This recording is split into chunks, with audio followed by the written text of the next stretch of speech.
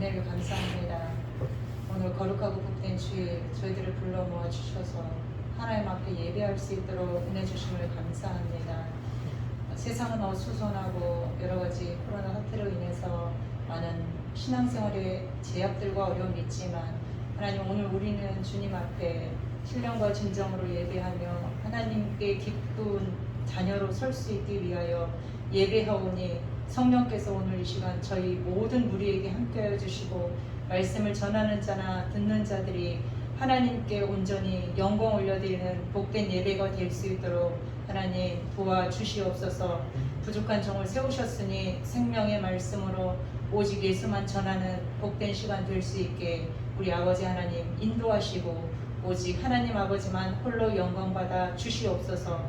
귀하고 값지게 사용하실 주님을 찬양드리며 예수님의 이름으로 기도드리옵나이다. 아멘. 할렐루야. 아멘. 제가 광명에 있으면서 오후 예배 때는 설교를 했었어요.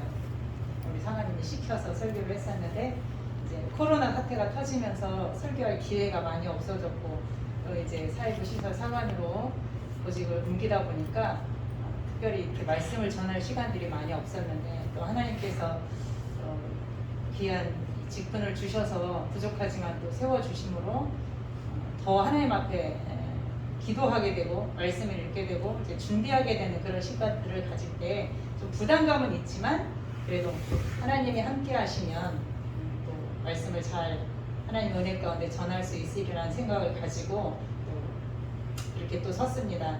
오늘도 하나님의 은혜가 우리 사랑하는 저희 가족하고 우리 김남도 사관님밖에 안 계시지만 이곳에 주님이 와서 앉아 계시고 우리 예배를 받으시기에 우리는 온전한 믿음으로 정말 거룩함으로 주님 앞에 예배드려서 하나님을 기쁘시게 하는 주님이 함께 하시는 놀라운 능력의 예배가 될 수 있기를 간절히 바랍니다. 아멘. 오늘은 이제 무슨 날이죠? 우리 학생들 오늘 무슨 날이에요? 8.15 광복절이죠. 알아요? 몰라요? 알아요? 안 돼요. 근데 이제 광복절이구나 라는 생각만 하지 우리 아이들이 어떤 광복절의 개념이랄지 아니면 그거에 대해 심도 있게 생각해 보지는 않는 것 같아요. 자, 미국의 독립선언서의 일부입니다. 미국은 자유롭고 독립된 국가로서 그 다음에 독립국가가 당연히 해야 할 모든 행동과 사무를 할 수 있는 완전한 권리를 갖고 있다. 이렇게 나와 있어요. 자, 그렇다면 우리나라의 기미 독립선언문의 한 대목은 이렇습니다. 남녀노소 없이 음침한 옛집에서 힘차게 뛰어나와 삼라만상과 더불어 즐거운 부활을 이루어내게 되도다. 여기 부활이라는 단어가 들어가죠. 자, 이 33인의 이 독립선언서를 낭독하신 많은 분들 중에는 기독교인들이 굉장히 많았어요. 그래서 아마 이런 굵기가 들어가지 않았나라는 생각을 해보면서 하나님께서 우리나라를 굉장히 사랑하심을 이 굵기, 부활이라는 단어 속에서도 저는 그런 것들을 좀 느껴봅니다. 자, 세계 여러 나라의 독립 과정이 있어요. 그런 과정들을 보면 그들 스스로의 힘으로 독립을 쟁취한 것을 큰 덕목으로 세워요. 자기들이 스스로 그들과 싸워서 그 광복을 이루었다. 자신들의 나라를 바로 세웠다. 우리가 이렇게 해서 독립했다라는 것들을 큰 덕목으로 내세우는 것을 볼 수가 있습니다. 자, 우리나라 또한 일제강점기에 35년 역사가 있어요. 자유를 잃었고 한나라 국민으로서의 모든 권리를 박탈당하고 일본의 노예로 살았던 35년이라는 세월이 있었습니다. 그렇기 때문에 지금도 우리가 독립을 했지만 일본은 어떻게 해요? 무조건 이제 뭐 경기를 한다거나 그럼 무조건 일본을 이겨야 된다. 그죠? 우리 아이들도 그런 것 같아요. 그런 일본이라 하면 악착같이 막 이기려고 하는 그런 것들이 아마 우리 선조들부터 인해서 그런 것들이 이렇게 내려오는 것 같아요. 그래서 가위바위보도 일본한테 져서 안 된다.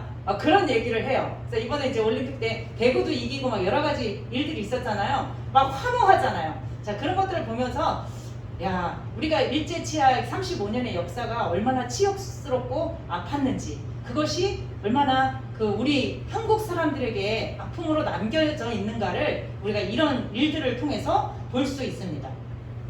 그런데 자, 우리 선진들의 이 투쟁, 목숨을 건 이 투쟁으로 인해서 1945년 8월 15일 우리는 다시 자유 대한민국이라는 나라를 되찾게 돼요. 그리고 2021년 오늘 광복 몇 주년인지 아는 사람? 광복 몇 주년이에요? 오늘 아시는 분? 아시는 분 없어요? 자, 맞추면 선물 주려고 그랬는데 자, 광복 76주년을 맞이했습니다. 벌써 일본의 그 치하에서 벗어난 지가 76년이라는 그 때가 흘렀어요. 유관순 열사는 이런 말을 했어요. 나라를 위해 죽을 목숨이 하나인 것이 분하고 원통하다. 유관순 열사의 나이가 그때 몇 살이었어요? 여러분 또래예요. 17세, 18세. 그런데 유관순 열사는 나라를 위해서 뭐라고 했는 거니? 내가 내 나라를 위해서 죽을 수 있는 목숨이 하나밖에 없는 것이 원통하다. 그렇게 말을 했어요. 그 어린 나이에. 자, 그 얘기를 들으면서 참 부끄러운 생각이 들었어요. 나는 17살에 뭐 했지? 나는 18살에 뭐 했지? 지금 여러분들은 뭐 하고 있어요? 나라를 위해 뭐 하고 있어요? 자, 우리 사장님들은 나라를 위해 뭐 하고 있어요? 열심히 일을 하시죠. 우리 학생들은 나라를 위해 열심히 공부를 해요. 개중에 안 하는 친구들도 있긴 해요. 그러나 학생의 공부는 공부기 때문에 열심히 하고 있을 거라고 저는 믿어요. 신채호 선생님은 이런 아주 명언을 남겼어요. 여러분 들어보셨을 거예요. 역사를 잊은 민족에게 미래는 없다. 들어봤어요? 들어는 봤대요. 자, 역사를 잊은 민족에게 미래는 없다라고 말씀하셨습니다. 오늘 광복 76주년을 맞이하면서 그때의 역사를 우리가 잊어버려서는 안 될 거예요.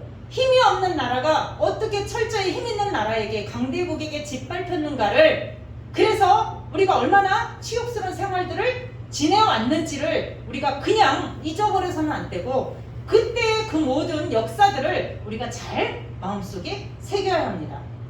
그런데 지금 오늘날의 우리의 모습을 보세요. 나라를 위해 여러분 무엇을 하고 계십니까? 어쩌면 그분들의 죽음으로 얻어진 이 자유와 평화를 우리가 너무나 당연하게 누리고 있는 것은 아닌지, 번영에 취해서, 자유에 취해서, 향락에 취해서 그 역사를 우리가 잊고 살아가고 있지는 않는지 우리가 다시 한번 생각해 봐야 하는 지금 오늘의 광복절입니다. 여러분 한번 생각해 보세요. 우리의 역사를 되돌아가면서 이 자유가 그냥 주어진 것이 아니라 많은 사람의 피와 땀과 죽음으로 얻어진 자유임을 우리는 반드시 기억해서 우리 또한 이 자유와 이 모든 것들을 우리의 다음 세대에게 온전히 깨끗하게 거룩하게 물려줄 수 있는 그런 사람으로 내가 이 하루를, 내 생애를 그렇게 살아갈 수 있는 저와 여러분이 되어지기를 간절히 바랍니다. 자, 그런데 이렇게 많은 나라들이 갖은 투쟁과 스스로의 힘으로 독립을 쟁취했다고 말하고 있는데 유독 예외인 한 나라가 있어요. 어딘지 아세요? 자신들의 어떤 투쟁과 쟁취가 없이 그냥 독립을 이뤘어요. 어떤 나라일까요? 너무나 잘 아는 이스라엘입니다. 유대인의 역사서라고 할 수 있는 학가다라는 것을 보면 그들의 최대 축제인 이 6월절에 대해서 언급하고 있는데, 학가다에는 이런 글귀가 있어요. 우리는 이집트에서 바로의 노예였다. 자, 세계 어느 나라 역사서를 볼 때 이렇게 굴욕적인 패배의 이야기로 시작하는 글귀가 있을까요? 근데 이스라엘 이 학가다의 그 내용을 보면 우리는 이집트에서 바로의 노예였다라는 글귀로 시작을 합니다. 그리고 더욱이 자기 스스로의 힘으로 해방한 것이 아니라 해방되었다라는 수동형으로 기록하고 있어요. 해방되었다. 우리의 힘으로 해방하였다가 아니라 누군가에 의해서 해방되었다라고 수동형으로 기록하고 있어요. 여기서 이 모든 것이 전적인 하나님의 은혜고 하나님께로부터 온 것임을, 해방이 하나님께 때로부터 온 것임을 선포하고 있는 것이 바로 이 유대인들의 학가서에 나오는 내용입니다. 자, 여러분 6월절 사건 잘 알아요? 6월절 사건. 6월절은 이스라엘의 해방 사건이죠. 이스라엘이 출애굽해서 첫 번째 일어났던 사건이에요. 출애굽하기 전날에 일어났던 첫 번째 사건이 6월절입니다. 자, 이스라엘의 3대 절기가 있어요. 뭐예요? 6월절, 그 다음 초막절, 그 다음 수장절. 여러가지 말도 맥주절도 있고 뭐 칠실절도 있고 이제 이름을 조금씩 바꿨을 뿐이지 뭐 다른 내용은 아니에요. 6월절, 이스라엘 백성이 애굽에서 탈출했을 때의 절기가 6월절, 77절, 초막절, 이건 맥추감사절을 얘기해요. 수장절, 오순절, 추수감사절을 얘기해요. 이스라엘의 3대 절기. 뭐 이거는 알아도 되고 몰라도 돼요. 상관없어요. 자, 그런데 첫 번째 사건이 뭐라고요? 바로 6월절이라는 사건이 있었어요. 자, 하나님은 모세를 통해서, 모세라는 한 선지자를 일으켜 세워서 그 사람을 통해 이스라엘 백성들을 출애굽을 시킵니다. 그런데 바로가 이스라엘 백성들을 그냥 놔줘요? 그냥 놔주지 않죠. 그래서 하나님께서 계속 애굽에 재앙을 내려요. 몇 가지 재앙? 몇 가지 재앙인 줄 알아요? 우리 친구들 몇 가지 재앙? 잊어버렸어요? 10가지 재앙. 그죠? 그 10가지 재앙 중에 가장 마지막 재앙이 무슨 재앙이에요? 예전에는 성경을 그렇게 열심히 읽어서 대답을 잘하더니 요새는 이제 성경을 안 읽으니까 대답을 잘 못하네요. 자, 10번째 재앙이 뭐예요? 바로 장자의 죽음이에요. 장자의 죽음. 장자가 뭐예요? 최고 맏아들. 왕자의 맏아들부터 시작해서 저기 밑에 있는 하인, 노예의 장자의 맏아들, 심지어 가축의 제일 첫 번째 소생까지 하나님은 그 6월절 그 밤에 모든 것을 다 죽여버려요. 그런데 어디만 피해를 입지 않아요? 이스라엘 백성의 진영만 피해를 입지 않아요. 그런데 피해를 입지 않은 어떤 표시가 있었어요. 그 표시를 통해서 이스라엘 백성들은 전혀 피해를 입지 않았지만 애굽의 모든 곳에서 곡소리가, 장자가 죽었으니 얼마나 많은 사람들이 울며 불며 애통해 했겠어요. 그 곡소리가 이스라엘 진영에서는 하나도 나지 않았는데 저 애굽 땅에는 곡소리가 천지를 진동하는 그 놀라운 사건이 바로 6월절 사건입니다. 이 사건을 통해서 이스라엘 백성들이 어떻게 하게 돼요? 바로의 그 노예 생활에서 벗어나서 출애굽을 하게 되는 놀라운 사건이 바로 6월절 사건입니다. 자, 그래서 이 어두운 하늘과 어두운 땅, 애굽의 통치를 끝장내고 이스라엘 백성으로 하여금 참 자유의 백성으로 해방시켜 하나님을 믿는 선택된 백성으로 만들어준 이 6월절. 그럼 이 절기가 과연 오늘을 사는 우리에게 말씀하고 있는 것은 무엇인지 한번 두 가지를 통해서 살펴보도록 하겠습니다. 첫째는 6월절은 우리의 죄가 어린 양의 죽음, 즉 예수 그리스도의 피를 통해서만 해결되고 구원받는다는 사실을 말씀하고 있습니다. 이스라엘은 6월절에 흠 없고 1년 된 어린 양을 잡았어요. 그 피를 문에 발랐어요. 하나님이 보내신 멸하는 자가 애굽의 장자를 죽일 때에 피가 있는 집은 넘어갔습니다. 오늘 우리가 읽은 말씀이에요. 모세가 이스라엘 모든 장로들을 불러요. 그리고 행할 일들을, 6월절에 행해야 할 일들을 알려줘요. 뭐예요? 어린 양을 택해서 6월절 양으로 잡고 우슬초 묶음을 취해서 그릇에 담은 피에 적시어서 그 피를 어디에 발라요? 문 인방 좌우 설치에 뿌리고 아침까지 한 사람도 자기 집 문 밖에 나가지 못하도록 하나님께서는 모세를 통해 장로들에게 말씀했어요. 그리고 사람들에게 그것을 전달할 수 있게 말을 한 거예요. 그리고 그 밤에 하나님께서는 애굽 사람들을 두루 치러 다니시는데 문 인방과 좌우 설주의 피를 보시면 그 문은 넘어가고 멸하는 자로 그들의 집에 들어가서 그들을 해치지 못하도록 그런 표식을 하게 해두셨어요. 그런데 그 표식이 없는 집은 어떻게 되겠어요? 멸하는 자가 그리로 들어가서 그곳에 있는 모든 장자를 다 죽여버리는 그런 사건이 바로 유월절 사건입니다. 그러나 문 인방에 피를 바른 집은 어떻게 해요? 멸하는 자, 하나님의 심판을 그들을 죽이기 위해서 하나님이 보내신 그 사자가 그 피를 본 그 집은 넘어가지만 그 피가 묻혀있지 않는 집은 들어가서 그곳에 장자를 죽였다라는 거예요. 그것이 바로 유월절 사건입니다. 쉽게 설명을 해볼게요. 전투기 조종사가 시가지 폭격을 해야 돼요. 그런데 그 안에는 적국의 국민들과 자국의 국민들이 섞여 있어요. 그러면 사람들을 죽일 수 있어요, 없어요? 폭격을 할 수 있어요, 없어요? 폭격을 하면 자국민이 죽을 수 있잖아요.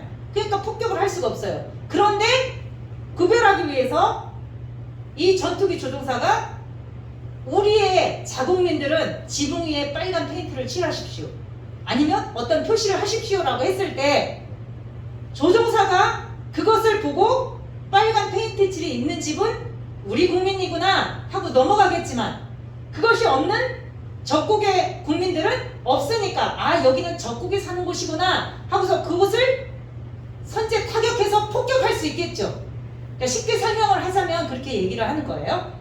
자, 그렇다면 유월절 어린 양의 피가 도대체 무엇이기에 하나님의 애굽의 장자를 죽일 때 그 피를 보고 넘어갔을까요?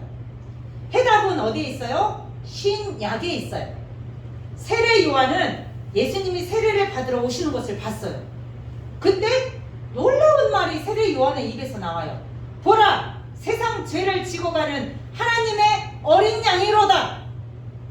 하나님께서 성령을 통해서 세례 요한에게 말씀해 주시는 거죠. 예수님을 보고 세상 죄를 지고 가는 하나님의 어린 양이다 라고 세례 요한을 통해 말하게 합니다. 그리고 고린도전서 5장 7절은 직접적으로 예수님을 유월절 어린 양이다 라고 말하고 있어요.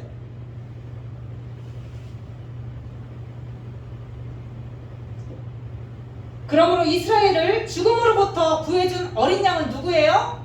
예수님이고 그들이 문설주에 발랐던 피는 바로 예수 그리스도의 보혈의 피를 의미하고 있습니다. 그러니까 유월절은 예수님이 오시기 전에 예표를 미리 구약을 통해서 우리에게 알려주신 거예요. 성경 전체는 누구를 말하고 있어요? 성경 전체는 예수를 말하고 있어요. 그러면 왜 어린 양이 죽어야 했을까요? 그냥 하나님이 그 로마의 식민지에 지금 있거든요. 이스라엘이.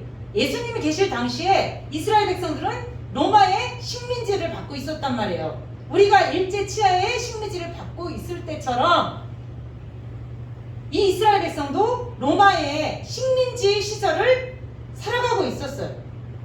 그러니까 우리 생각으로 같으면 폭동을 일으키거나 쿠데타를 일으키거나 아니면 강한 전투력을 가지고 그 로마를 무너뜨리면 이스라엘은 다시 독립할 거다라는 생각을 어쩌면 했는지 몰라요. 그러나 하나님의 방법은 세상에서 말하는 군사를 일으켜서 이스라엘을 해방시키는 것도 아니고 애굽의 경제를 파탄시켜서 동독처럼 와해되게 하는 것도 아니며 동유럽처럼 정치적인 어떤 급변한 격변을 통해서 해방시킬 수도 있는 그런 상황이 아니에요.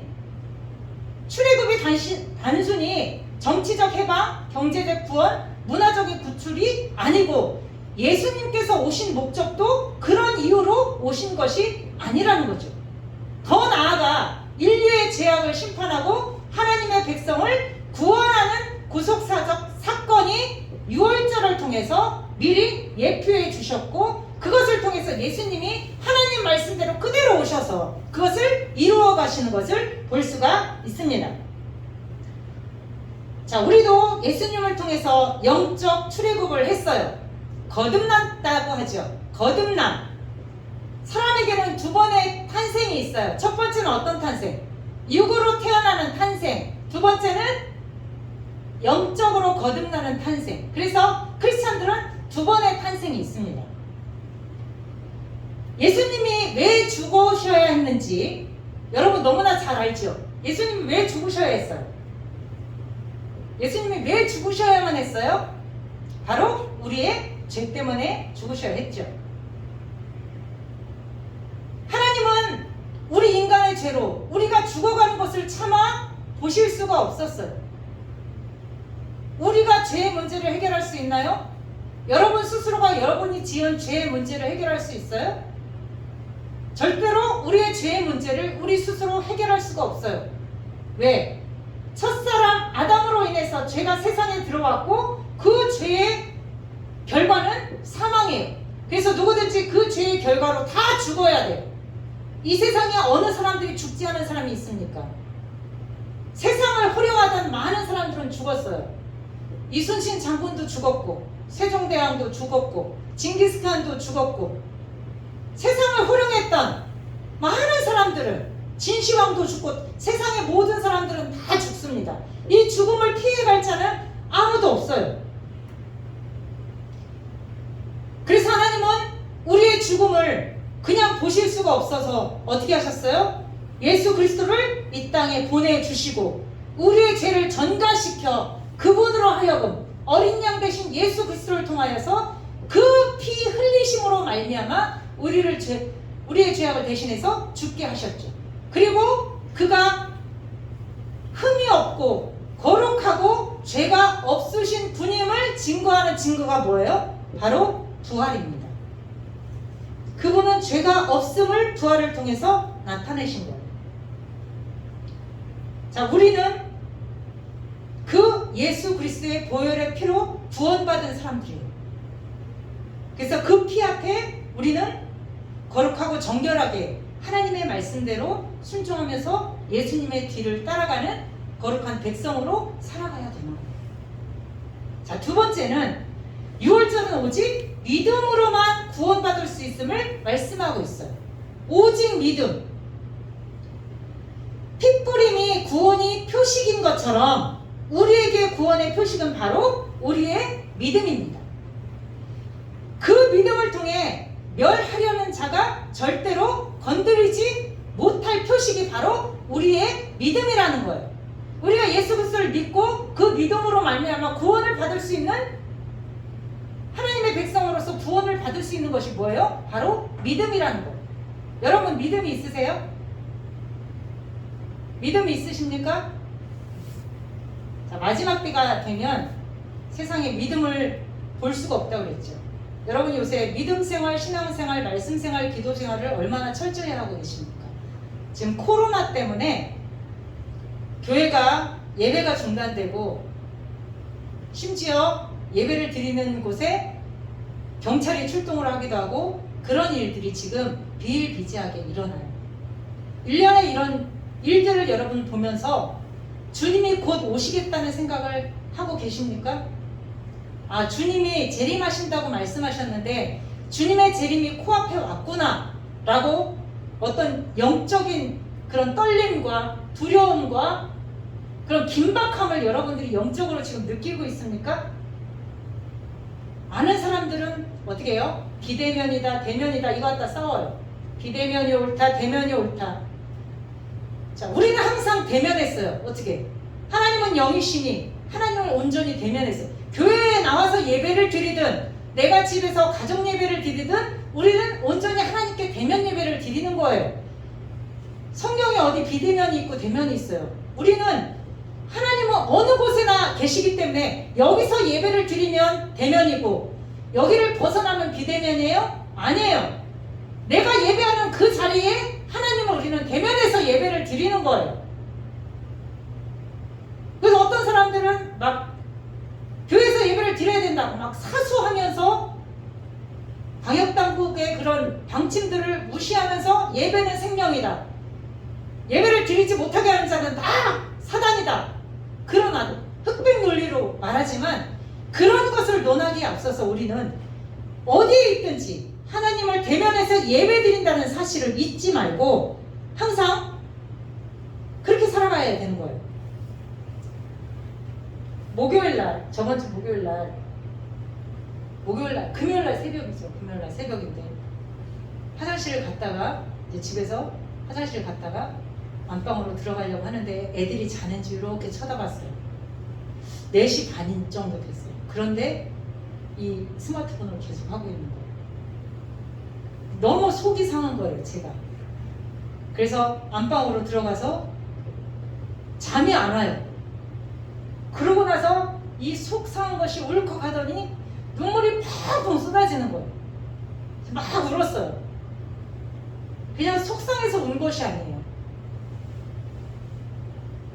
죄에 붙들려서 우리 아이들이 스마트폰이나 아니면 뭐 게임이나 이런 미디어에 중독되어 있는 그 모습이 너무 가슴이 아픈 거예요. 요새 또 집에 있으니까 할 게 없잖아요. 저희 집은 또 TV가 없거든요. 그러니까 한 사람씩 스마트폰을 붙잡고 이것만 하고 있는데 너무 속이 상한 그 순간에 그 죄에 끌려가는, 그 사단에게 끌려가는 그런 모습이 막 기억이 되면서 제가 펑펑 울었어요. 하나님, 우리 아이들 살려주세요. 제가 막 울었어요. 우리 아이들, 사단이 지금 우리 아이들을 믿음 생활 못하게 하고 말씀에서 떠나게 하면서 사단이 이 아이들의 목줄을 잡고서 정처 없이 저 지옥의 나락으로 끌고 가는 그런 모습이 내 마음속에 확 다가오면서 펑펑 울었어요. 하나님, 우리 아이들 살려주세요. 하나님, 우리 아이들 지옥 가지 않게 해주세요. 얼마나 울었나 몰라요. 한 30분을 울었나 봐요. 기도하면서. 옆에 있던 인사관이 왜 우냐고 자꾸 묻는 거예요. 나도 모르게 울면서 우리 아이들 너무 불쌍해요. 우리 아이들 지금 지옥 가는데 이 아들은 몰라요. 어떻게 하면 좋아요? 막 제가 울면서 그렇게 기도를 하면서 그 시간을 눈이 퉁퉁 붙들어 울었던 그런 기억이 납니다. 믿음 생활을 저는 그래요. 놓지 않으려고 시간 나는 대로 성경을 읽으려고, 내 의가 아니에요. 하나님께서 저와 함께 하심으로 그런 것들을 놓치지 않게끔 자꾸 하나님께서 그렇게 하시기 때문에 제가 하는 거예요. 제가 뭐 똑똑하고 잘나서 하는 것이 아니라 어떻게 하면 기도를 할까? 이 기도 시간을 놓치지 않을까? 어떻게 하면 이런 스마트폰이나 이런 거에 내 생각이 빼앗기지 않을까? 이런 것들을 계속 생각을 하면서 우리 아이들을 위해 기도하고, 또 우리 사모님이 시설에 있으니까 시설을 위해서 기도하고, 또 새로운 임지를 위해서 기도를 하고 있는데 참 이게 쉽지가 않더라고요. 여쭤보겠습니다. 여러분들은 지금 주님 만날 준비를 하고 계십니까? 노아의 시대처럼 많은 사람들은 마시고 장가가고 시집가면서 곧 홍수로 이 땅을 멸하시겠다는 그 하나님의 음성을 그냥 흘려들여버려요. 강대상에서 전하는 하나님의 말씀을 한 귀로 듣고 한 귀로 흘려버려요. 그것을 마음에 담아두지 않아요. 그냥 또 그런 말씀이겠거니, 그냥 하나님의 말씀이겠거니라고 생각을 합니다. 그 당시에 이 노아는요 100년 동안 방주를 지었어요. 많은 사람들한테 얘기를 해도 이 사람들이 듣질 않아요. 곧 홍수가 옵니다. 많은 사람들이 그래요. 저 미친 노인네, 하늘이 이렇게 쨍쨍한데 무슨 홍수가 와, 저 미친 노인네. 그러나 하나님의 때에 어떻게 됐어요? 그가 말한 대로, 하나님이 그를 통해 말씀하신 대로 홍수가 왔고, 노아의 8명의 식구 외에는 어느 누구도 구원받지 못하는 그런 사건이 있었습니다. 성경을 보세요. 롯을 보세요. 아브라함의 조카 롯을 보세요. 천사가 롯을 구원하기 위해서 소돔과 고모라로 갑니다. 빨리 당신의 아내와 당신의 자녀들을 빨리 대피시켜라. 그래서 롯이 막 가요. 자기 사위들한테 가요. 두 딸의 사위에게 가서 조금 있으면 불과 유황으로 이 성이 멸망할 것이다. 나와 함께 가자. 근데 그 사위들은 뭐라고 그랬어요? 그 말을 농담으로 여겼다고 했어요. 지금 하나님의 말씀은 계속 말씀하고 있어요.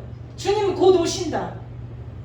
준비해라. 깨어 기도하라. 세월을 아껴라. 계속 얘기하지만 많은 사람들은 이 세상의 향락에 취해서 그런 것들을 귀에 담아두지 않아요. 그 세상의 즐거움에 취해서 하나님의 말씀은 무시하고, 이렇게 좋은 세상 두고 갈 수가 없다. 그렇게 하면서 이 세상을 살아가고 있어요. 어느 순간 우리가 주님을 재림에 기억하지 않고 주님의 재림을 준비하지 않을 때 우리 또한 소돔과 고모라의 사람들처럼 노아 때의 그 사람들처럼 호련히 멸망당하는 그 순간이 분명히 올 것입니다. 그래서 경성에서 깨어 있어야 돼요. 주님 오심을 준비해야 돼요. 사관이라고 다 구원받는 거 아니고 사관 자녀라고 다 천국 가는 거 아니에요. 그래서 하나님께서 마지막 때에 믿음을 요구하시는 거예요. 믿음은 모든 자의 것이 아니래요, 성경에. 그래서 내가 믿음을 붙잡고 신앙생활을 잘해야 저 영원한 천국에 들어갈 수 있는 거예요.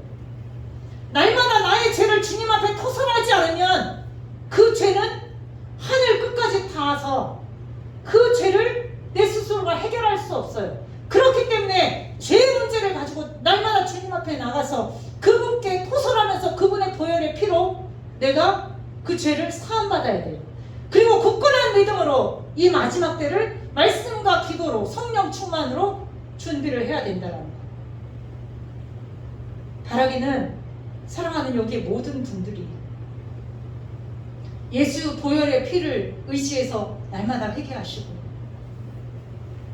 나를 위해 피 쏟으신 그 은혜를 여러분 잊지 마시고, 저는 예수님을 생각하면요 날마다 울어요. 우리 사관님 알고 우리 애들 알 거예요. 찬양을 부를 때 여지없이 울어요. 눈물 없이는 찬양을 부를 수가 없어요. 그 은혜가 얼마나 크고 그 사랑이 얼마나 큰지 경험한 자는요 그 사랑과 그 은혜 앞에 절대로 그냥 찬양 부를 수 없어요. 눈물을 쏟고 막 감격하면서 하나님을 영화롭게 찬양할 수가 있는 거예요. 제가 잘하는 것이 아닙니다. 저도 너무너무 못해요. 하나님 앞에 늘 죄송하고 부끄럽고 늘 하나님 앞에 그렇게 저의 부족함 때문에 늘 울어요. 오늘도 찬양을 듣고 오면서 차 안에서 눈물이 막 쏟아지는 거예요. 찬양을 듣는데 나에게 베풀어진 이 사랑을 나는 왜 이렇게 주님 앞에 진실하지 못하고 갚아드리지 못하고 하나님을 기쁘게 해드리지 못하고 하나님의 마음을 아프게 할까, 이런 생각을 하는 거예요. 말씀을 마치면서 이 말씀을 전합니다. 예수를 안다고 믿는 것이 아닙니다. 여러분이 예수를 알고 있다고 해도 그것은 믿는 것이 아니에요. 성경대로 사는 것이 믿음입니다. 성경대로 사는 만큼 나는 믿는 거예요. 그것이 믿음이에요. 나는 믿음 있다고? 그래서 야고보서 말하잖아요. 이 믿음을 행함으로 보여. 그렇게 말하잖아요. 믿음이 없이는 하나님을 기쁘시게 못한다고 했잖아요. 행함이 있는 믿음을 나에게 보여라고 말하잖아요. 우리는 말로는 믿는데요. 그러나 믿지 않아요. 그의 행함을 보면, 그 행함의 열매를 보면 알아요. 이 사람 믿는지 믿지 않는지를. 오늘 말씀을 통해서 여러분들이 오직 믿음으로 완전한 구원에 이르는, 오직 예수 그리스도의 보혈로 죄사함을 받는, 날마다 주님 앞에 진실하게 주님을 예우하고 주님을 기쁘시게 하는, 그분의 임재를 느끼면서 코람데오 할 수 있는 그런 저와 여러분이 되어지기를 예수님의 이름으로 간절히 축원드립니다. 말씀 안에 사시기 바래요. 성경대로 사는 만큼 나는 믿는 거예요. 그렇지 않으면 어느 순간 주님 앞에 서는 날 그 천국이 내 몫이 되지 않을 수도 있다는 사실을 여러분들이 염두에 두면서 항상 신앙생활 잘하시는 저와 여러분이 되어지기를 간절히 바랍니다. 기도하겠습니다. 하나님 아버지, 연약한 우리들을 위하여 살찌고 피 흘려 십자가에 죽으신 예수님의 그 사랑을 하나님 우리가 경홀히 여기지 않도록 날마다 주님 앞에 우리의 죄를 토설하고 회복하며 회개하며 나아갈 때 하나님의 놀라운 은혜와 그 응답을 받는 저희들이 될 수 있게 주님 도와주시옵소서.